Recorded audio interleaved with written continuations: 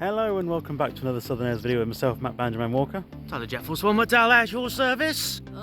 Susanna, the Mushroom Hunter. And we have our very good friend Will here today. You might remember him from the 2024 Bournemouth Air Festival video. He was in that a couple of times. And today has been 5 years in the making. I will explain the story a bit on that later on. We are at RAF Museum in Cosford in the Midlands. It took us a long journey to go up here. We're very happy to be here and I'm very excited to get in. What do you guys think?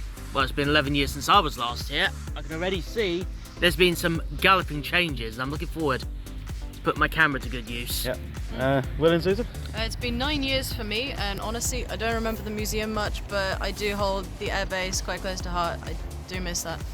Will? First proper aviation museum. Really? Forward to it. Yeah, okay, wonderful. Well, let's not keep you waiting, let's get inside. Okay, so my granddad, when he was younger and alive, he worked for a company called EMI here in the UK, and he was banned by the Official Secrets Act for a number of years, but I've been told this by my mum recently. But he was part of the team at EMI that was doing something for the Nimrod, and they were going to promote it to the RAF or the Royal Navy to have like a thing, like a radar thing for a fleet of Nimrods. They put it against the Americans, who had their version of the Boeing 707. And my granddad was absolutely furious when the Nimrod lost the contract to the modified 707 with the big spinny thing on it. Oh damn. I do quite like the Hawker Siddeley Nimrod, because aside from the fact this thing was in service with the RAF for almost 60 years, it's actually based off the very first passenger jet ever built. The Hawker Siddeley Nimrod is basically an RAF stroke Royal Navy version of the de Havilland Comet, and we are going to see a de Havilland Comet later in the museum. So this is a Messerschmitt 109G. Some of the planes in the Cosford collection actually did reside for a number of years at Hendon, including this one. This is the Messerschmitt 109G, known as Black 6, and this plane was actually airworthy for a number of years before ending up in the RAF Museum's collection. They actually restored it after it had a nasty accident on the airshow circuit. As you can see, it's all painted up in egg grey and brown, because this is what the Luftwaffe planes were liveried as when they fought in the African front. And just around here we've got a slightly better look at the Mark 1 Spitfire. How the Spitfire's evolved over the years. Put the little hat on. Put your flying hat on. Oh, we should have come prepared. Yeah. I'm sorry. That's probably the wrong way, right? I don't know what way. I think it was the right way. I mean, the last time I was in a... Big head. Oh Yeah. my god. Is it like a cone? It's so floppy on you. It's like a cone. It's not a cone, it's just... You look like a muffin. Yeah, so the last Muffin time boy. I was in a Sorry. Spitfire cockpit was in 2019. I'll insert a photo here. 19, yeah. About 6 years ago now, actually. Oh. And it's actually... I can't hear what I'm saying. It's probably my favourite photo that I've ever had of myself done, and it's one I believe Tyler took as well. And I just love it, and it's smaller than I thought, than I remember. And I always remember how thin the structure is. That was something I found strange. Like you've barely got any protection to the side here. So those pilots back in World War II, very brave men. I cannot stress that enough. It's incredible in here. I'm not sure what make or model this Spitfire is. But yeah, you can like, play around with everything in here. Throttles to the side. You get your trim to your left as well. Somewhere will be the landing gear. And a lot of Spitfire pilots during the early days of the war weren't used to having landing gear, retractable landing gear, sorry, and they used to do belly landings because they forgot to put it down. They thought, oh, it's going to be fine. Yeah, so a lot of pilots, in essence, crashed because they just forgot to do the retractable landing gear. It's so thin. Yeah, Mega thin. told you. Honestly. Imagine this, then rattling around as you're flying. Scary. Oh, with a little hat on. Oh yeah, get your hat on. So it was this way. Yeah, I think so. We're on shore. Hi. We're not professionals. Nice. How does it look? So we've just been informed by the lady who helps do the Spitfire tour that this particular Spitfire in front of us here is the only Mark I Spitfire left in existence. She doesn't think it saw any warfare, but she thinks it was more of a training plane. So, I mean, that's just incredible. This bird here is a Gloucester Gladiator, actually built in the Midlands. This was a post-World War I biplane design, and Gloucester was the same company that built the Meteor. In fact, the Gladiator biplane, as you see here, was actually a crucial aeroplane in the defence of Malta. We've got an early generation Spitfire over there. We got, I think this is a Hawker Hart biplane. We've got a Hurricane around there, which I'll get a better view of later. There's a Raspberry Ripple, what looks like a Buccaneer, and a couple of other odds and sods, so very cool. So this rare bird is the last surviving original of its type, although a few replicas do exist. This is a Midlands-built Bolton Pool Defiant. Arguably one of the worst fighter planes ever built, simply because when they designed it, they gave it that massive turret at the back, which made it effective fighting against heavy bombers at night during World War II. But look what's missing on the wing. There is no guns at the front of the plane. They did this plane without any guns, and when Messerschmitt 109 pilots quickly found that out, well, these things became sitting ducks. To me and Matt are in the presence of a very rare plane. This is a TSR-2, a plane that never got much further than the prototype designs. It was supposed to be a supersonic fighter, one of the early fighter designs meant to go past the sound barrier. And made around the same time as the Avro, it's a Canadian one, Avro Arrow. Yes, the Arrow, which also is a plane that doesn't survive, although some replicas do remain. Some replicas, and there's a rumour that one exists, but no one knows where it is. I heard a rumour that there was one found at the bottom of a lake because they got rid of it, but that could be Rumours. That's a rabbit hole for another video. But the TSR-2, two real ones do survive. This is one of them, and the other one you've seen before if you know our channel, because it's at the IWM Duxford. Yes, it is. And there's a cockpit section at Warbird, Brooklands. Yes, there is. And we've got a few other rare prototypes, including this one behind me. Not sure what it is. I think it's, oh, here we go. It's a Fairy FD2, made by the same people who did the Fairy Swordfish. Behind me is one of the forgotten bombers of the RAF. This aeroplane joined the fleet very late in the war. I think they briefly served in the Japanese front, and they did a lot of early Cold War missions, but this is an Avro Lincoln. This was the plane designed to replace the Lancaster before World War II actually came to an end. And allegedly, this Lincoln is haunted. This is a descendant of the Hawker Hurricane. This is the Hawker Tempest, which was a updated design of the Hawker Typhoon that was used heavily during D-Day and the Western Front in Europe. The Tempest sadly became into the war way too late, a bit like the Lincoln up here, and it did serve early on in the early Cold War and served it with the Indian Air Force well into the 1960s. In fact, a lot of surviving Tempests here in the UK actually survived because they were found in India. Okay, so for the first time in over a decade, I'm laying eyes on the Junkers 88 of the RAF Museum's collection. I've not seen this since it moved out of Hendon. There's an interesting story behind this aeroplane, how it ended up in the RAF Museum's collection. So, getting on with the story. So, in the, I think it was 1941, this plane took off on a reconnaissance mission to do some stuff, you know, because this is all radar you see up here. So, it went off on like a reconnaissance mission.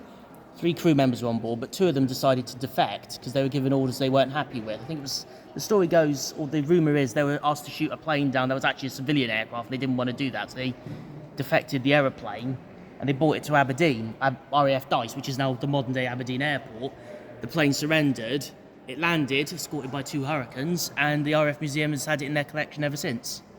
And it's one of a very small number of Junkers 88s that actually survive intact. I think there's only 3 or 4 of these in the world. I tried not to do too much investigating into this aviation museum, just to leave me surprised, and this one has really surprised me. I was not expecting to see a Wellington bomber in this museum. I've only ever seen one of it at Brooklands Weybridge. Wow.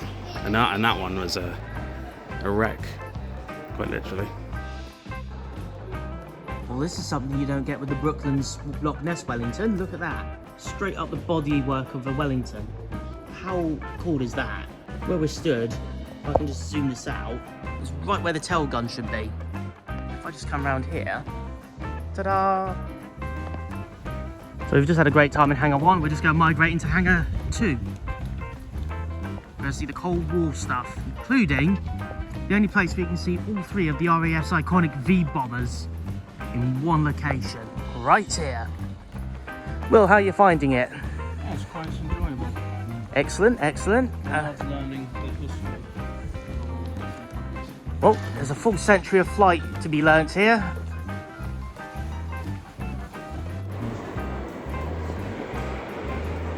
Matthew found the Valliant. It's the first complete Valliant I've ever seen. I think it's the only complete Valliant in the UK that I'm aware of.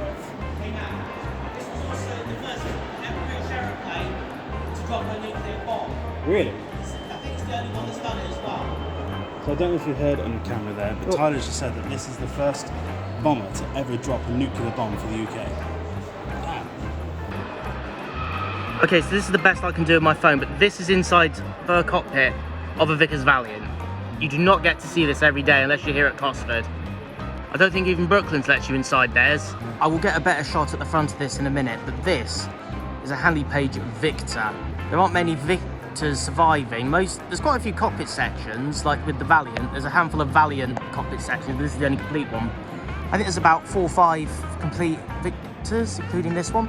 But unlike the rest of the V-Force, the Victor actually did see quite a bit of combat service, and it was the last of the V-bombers in service with the RAF, with the Victors retiring in 1993.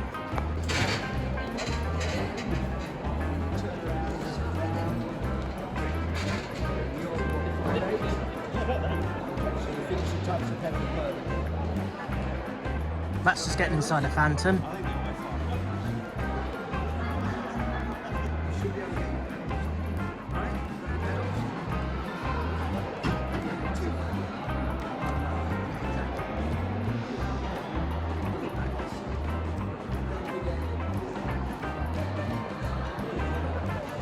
I don't know about you guys, but I think the Phantom actually suits Matt quite well.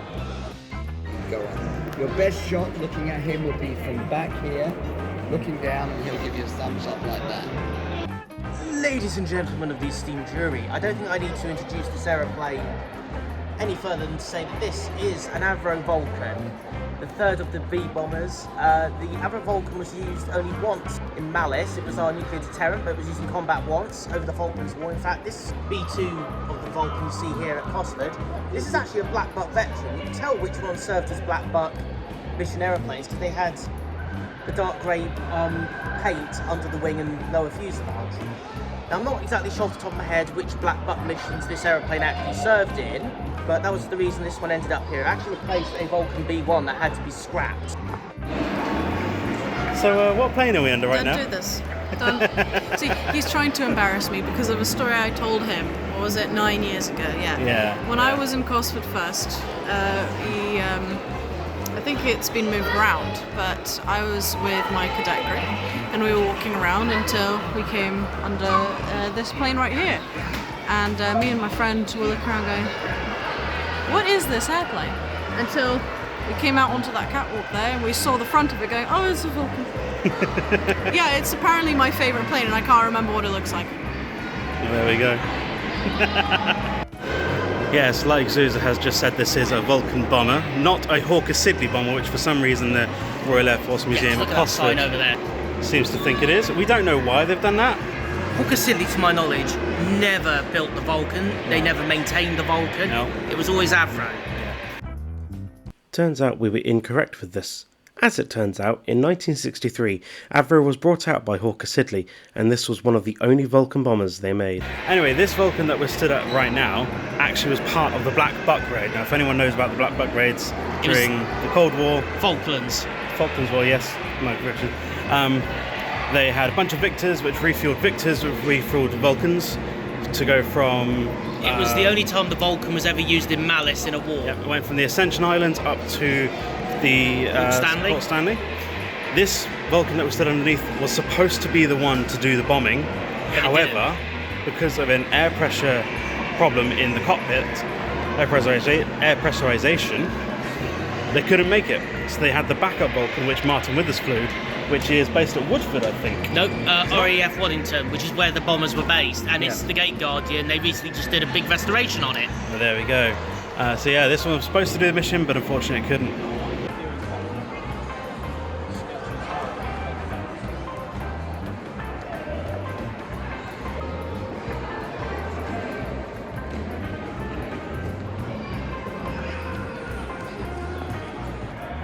I'm not gonna lie, this is a pretty cool extension. Just look at that view of all the Cold War jets, and right next to the Gloucester Javelin as well. This is enjoyable. This is probably one of the hugest prop planes you'll see at the collection of the RAF Museum, but this is a short Belfast. This one's called Enceladus, I believe. Massive transport plane, bigger than the Hercules, bigger than the A400 Grizzly. There are a couple of these dotted around the world, but this is probably the best preserved one in the UK. Obviously, we here have an Avro Tudor, Douglas DC-3 or C-47 Skytrain, the OG up there, from World War II, also used extensively in the Cold War. There's Matt and Zuza right by a cockpit section of a DC-3. So let's go see what the flight deck of that aeroplane looks like up close. Look at that. Very basic, but it got the job done. Okay, so I kind of made a small balls up. I said that this was a Avro Tudor. It's not. It was a Henry Page Hastings. Mistakes do happen, but one thing is unmistakable. This plane here is an RAF example of an Avro York. As with the Lincoln, it is also a descendant of the Lancaster. When you look at the wing, especially if you can just see wings propeller here, you can definitely tell its heritage through the Lancaster right there. So the Hastings is currently got open doors. You can actually see the seats. Matthew here actually had a question for me, a very good one. What was the question? Why are all the seats facing backwards? I shall tell you. So, in actual fact, it is actually safer on an aeroplane to sit facing backwards, less likely to be killed. Really? Yep, it's a safety thing. The only reason they don't have backward seats on airliners is because they've tried it before, and the general public, when they've done the market research, don't like facing backwards. They feel better facing forwards for some reason, even though it is safer to sit like that. I think I'd like the gimmick, if anything. Now, obviously, something you got to know, this Hastings is a military plane. Obviously, the safety side, as far as the military is concerned, they don't care about your opinion. You get your arse on the plane at your sergeant's orders. Yeah, that's fine. So that's why military planes have seats facing backwards and not forwards, and why civilian ones don't. Well, this isn't something you see every day.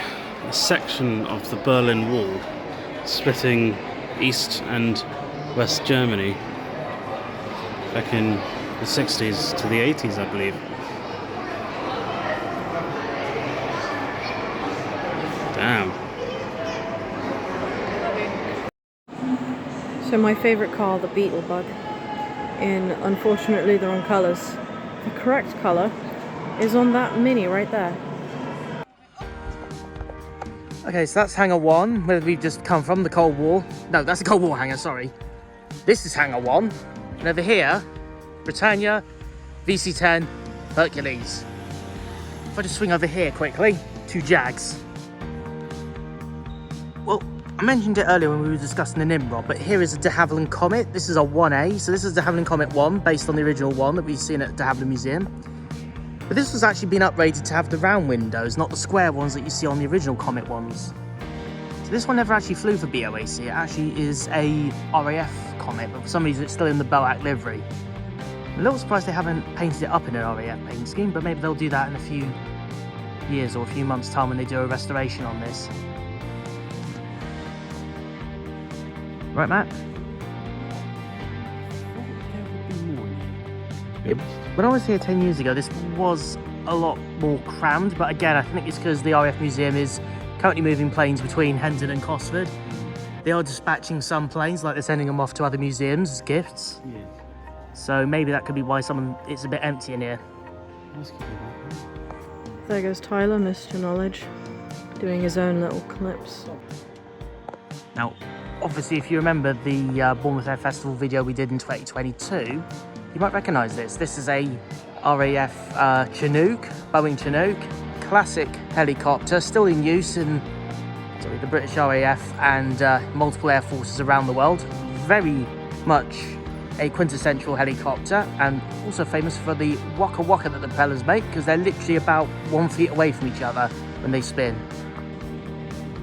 And this is the inside of the Chinook, Bravo November, which is one of the most famous Chinooks in the RAF. And I'm glad they've actually got this example preserved. I think Bravo November, this Chinook, is actually supposed to have had more combat missions than any other Chinook in the RAF. And if we just come over here, there's a RAF transporter plane, a de Havilland Dove. Seen that at a couple of different museums, but this one appears to be getting some work done, so you can clearly see inside the engine over there. I'm going to try and get a little closer. There you go, I'm still stood behind the red lines. I haven't crossed over, but you can just about see if I can just stretch my phone right into the engine of that de Havilland Dove. If I just zoom out, oh yeah. Okay, we've done all the hangars and we're just heading over to the VC-10, the Herc, and by extension also the Britannia, and then that's going to bring us to the end of the video, I'm afraid. Yeah, it's been a long day. But absolutely worth it. Yeah, I've loved this museum, it's great. Guys? What's up? You've been enjoying today so far? As for a Chinook, I'm very happy. Oh, okay. So I'm not sure how long this RAF Hercules has been here at the RAF Museum at Cosford, but the RAF only recently retired the Hercules in 2022, I think, actually. No, I think it was 23.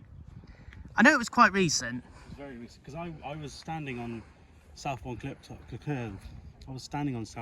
tops, watching them fly past the Isle of Wight and towards the Isle of Purbex. Yeah, I think most of the RAF Hercules, at least the last generation ones, all went off to the Omani Air Force or someone like that, or India. But this one's obviously ended up here at the RAF Museum, and the RAF got about 50 to 60 years use out of the Hercules, using various models of it. But yeah, it's super cool to get this up close and personal. Just for a size comparison, that's the Hercules, and that's Will. This just shows how big the Herc is. In fact, there are air forces all over the world still using this, although the RAF decided to go with the Airbus A400 Grizzly. Show off. Obviously, I am in the presence of one of my favourite aeroplanes, the Vickers VC-10. This is probably an ex-British Airways airliner version, because when BA retired the VC-10 in 1980, the VC-10s were all basically, most of them were converted into tankers and transports for the RAF, and the RAF flew them well up to 2013 when the last one flew. So even though the VC-10 failed as an airliner and didn't make it very far, they were all retired by the mid-1980s, so they stopped flying for commercial airlines. The RAF kept him going for another about 30 odd years, which is kind of impressive. It's a shame that the RAF Museum wasn't able to keep a TriStar as well preserved, but can't have everything. Quite a few VC-10s and their nose sections have been kept on, but we've got a complete RAF tanker here, at least here at Cosford. And I'm sure there's going to be a lot of ex-RAF personnel who in more recent memories used to fly on these probably appreciate seeing this. Now to review a once popular airliner, this is the Whispering Giant itself, the Bristol Britannia. Now obviously the Britannia spent most of its time as an airliner, flying for airlines like Britannia Airways, BOAC, I think it also flew for Monarch as well. But this one's preserved here at RAF Museum Cosford in RAF livery, because the RAF did use them as a RAF transport plane, carrying cargo, passengers and whatnot. And this one, I think, when it was first delivered here, it was actually painted in BOAC colours until about the mid-2000s, when it was part of the BA collection. Obviously, BA pulled funding, they decided they weren't going to do it anymore, and this plane ended up being kept here at the RAF Museum, and it was painted in RAF livery, where it remains to this very day, and it's nice to see it stood there. In fact, if you remember our Cotswold Kemble video, you probably remember seeing something similar to this, because the last RAF Britannia actually retired up there, and that was the last time a Britannia flew back in 1997. And that was the Royal Air Force Museum in Cosford. I am over the moon after being here. 5 years in the making. I am so glad to have been here. We finally did it. We finally did it. COVID be damned. Glad I could join. Thank you very much for joining, Will. You've been fantastic, buddy. What is everyone's favourite part of the museum today? Chinook, easy. Hell yeah. Zuza? Nice. Hi. Honestly, the entire Cold War section, just because it has the best planes. That's my opinion. I've got to agree with you, Zuza. The Cold War section with the Vulcan, the Valliant, the Victor. Yeah, quite cool. absolutely. As you can tell, I'm a bit excited. My favourite, definitely the Warbirds, World War II stuff, especially seeing some of the planes that I've not seen personally in over a decade, because obviously Cosford and Hendon have been moving planes back and forth up and down the collection, so to see some planes that, especially the Wellington, who I've not seen probably in a good 15 years. Yeah, Wow, showing your age. buddy. I used Right. to go to Hendon all the time, so... Well, thank you all very much for watching this first Southerners video with us today. Thank you very much, Will, for joining us. No problem. Safe travels, my friends, and we shall see you In the next one.